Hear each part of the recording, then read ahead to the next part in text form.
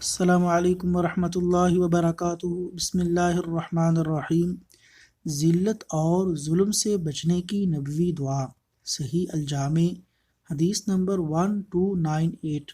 نبی کریم صلی اللہ علیہ وسلم یہ دعا پڑھتے تھے: اللہم انی اعوذ بک من الفقر، اللہم انی اعوذ بک من الفقر والقلة والذلة واعوذ بک من ان اظلم او اظلم۔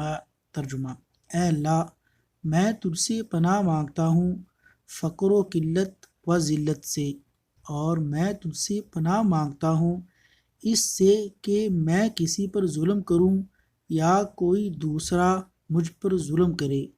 اللہ تعالی ہمیں تمام آفات سے محفوظ رکھے، آمین یا رب العالمین۔